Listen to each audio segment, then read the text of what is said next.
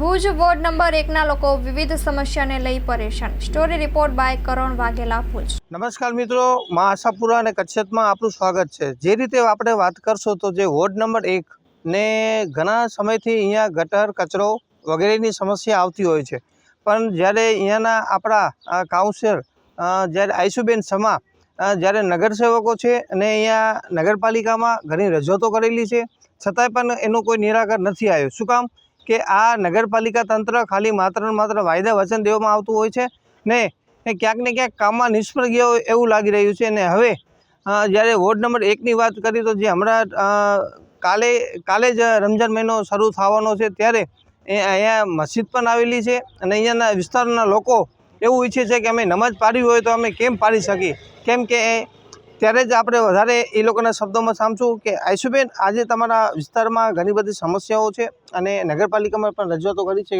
એનું કોઈ નિરાકરણ નથી આવ્યું, તો શું કહેશો?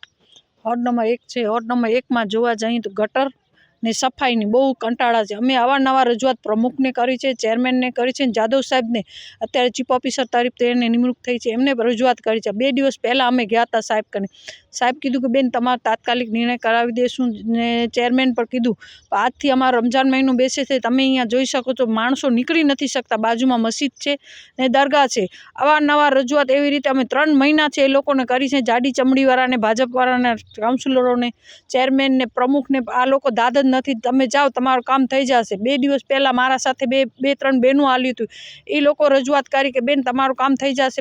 એ લોકો વોર્ડ નંબર 1માં ભાજપની બોડી ને વોર્ડ નંબર 1 દેખાતો જ નથી। તમે જોવા જાઓ તો ધારાનગર છે, બકાલી કોલોની છે, આશાપુરા નગરી છે, કચરો ને ગટર ને રસ્તો આ તમે જોઈ શકો છો, મેઇન રોડનો છે ગટર રસ્તો બકાલી કોલોનીથી કરીને રહીમનગર મસ્જિદ કરીને પહોંચે છે, આખો રસ્તો આવી રીતે તૂટી ગયો છે। રસ્તો પણ આ લોકો કરવામાં નથી આવતો, નથી ગટરના કામ કરવામાં જાય, ખાલી આ 2.5 વર્ષની બોડી સાવ ફેલ જ ગઈ છે, ખાલી મોટી મોટી વાતો જ કરે છે, કામ કોઈ કરતો નથી। હા, જે રીતે આઈશુબેન સમયે એવું કીધું કે અહીંયા આ વિસ્તારમાં ઘણી બધી રજૂઆતો છે, છતાં કોઈ નિરાકરણ નથી આવ્યો, પણ હવે આટલા સમય પછી બાદ હજી લગી કોઈ નિરાકરણ નથી આવ્યું, એટલે ક્યાંક ને ક્યાંક વોર્ડ નંબર 1માં કામ ના થતું હોય અને બીજા જે વોર્ડો છે એને સ્વચ્છતા અભિયાન સારું એક બતાવવામાં આવતું હોય એવું લાગી રહ્યું છે। ચોક્કસ હું કહીશ, વોર્ડ નંબર 1 ને ભાજપની બોડીને દેખાતો જ નથી ને કામ કરતા જ નથી, ખાલી મોદી સરકાર એમ કહે છે સફાઈ અભિયાન, આ તમે જોઈ શકો છો અત્યારે વોર્ડ નંબર 1ની પરિસ્થિતિ, તમે જ્યાં જો અહીંયા કચરા અને ગટરની જ પરિસ્થિતિ છે, માણસોને ઘરોમાં ગટરના પાણી પર ભરેલા છે। તમે અત્યારે સંજોગનગર વિસ્તારમાં હાલો, મારા કને કાલે જ વિડીયો આવ્યો હતો, મેં એન્જિનિયરને મોકલાવ્યો છે, ભાઈ તમે જાઓ, એ લોકોને ઘરમાં ગટરના પાણી છે, એ લોકો ખાલી વાતો જ કરે છે। એન્જિનિયરને મેં કાલે પીયાની રજૂઆત કરી ફોન ઉપર, આજે પણ કરી, આ લોકો કહે છે હમણાં જ આવે છે કામ કરવા, કામ કરતા જ નથી, ખાલી વાતો જ કરે છે। એટલે વાયદા વચન તો ઘણા થઈ ગયા, પણ હવે તંત્ર જાગે એવી લોકોની અપેક્ષા છે। અને જે નગરપાલિકામાં આટલી બધી રજૂઆતો કરી છે, તો ક્યાંક ને ક્યાંક જે ચૂંટેલા વ્યક્તિઓ છે પોતાની તાનાશાહી અથવા તો પોતાનું જે રીતે વર્તન એ અપનાવ્યું એવું લાગી રહ્યું છે। કરણ, મા આશાપુરા ન્યૂઝ, ભુજ, કચ્છ। હા, આપણું નામ ને પરિચય? મારું નામ છે સમાસન સુલેમાન।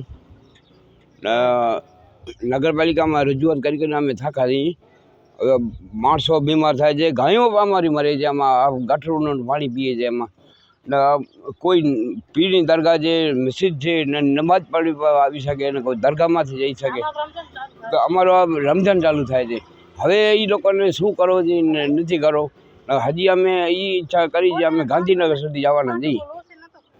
આ કયો વિસ્તાર છે? અને આ વિસ્તાર છે કોડકી રોડ, બકાલી કોલોની, જાફસા પીરી દરગાહ, રહીમનગર, ખારી નદી રોડ છે। અને આટલા સમયથી આપ કઈ રીતે જીવો છો? શું કરીએ હવે, આ નગરપાલિકા તંત્ર બધે એવો છે, કોઈને સાથ સરકાર પૂરો આપતો નથી, બધે ઠેકાણે થાય છે, અમારા કારણે કેમ નથી થતો, એ કારણથી અમે ગાંધીનગર હજી જવાની ઈચ્છા કરી છે, ગાંધીનગર જવાબ લેશે એ લોકો નથી। મા motor driving, safe and sure driving. Driving એ શોખ સાથે આપની મોટી જવાબદારી પણ છે। અમારા ઇન્સ્ટ્રક્ટર દ્વારા સચોટ અને સરળ માર્ગદર્શન, આપની રોજની તાલીમની માહિતી મેળવીને શું અધુરાશ છે એના ઉપર પૂરું ફોકસ કરાય છે।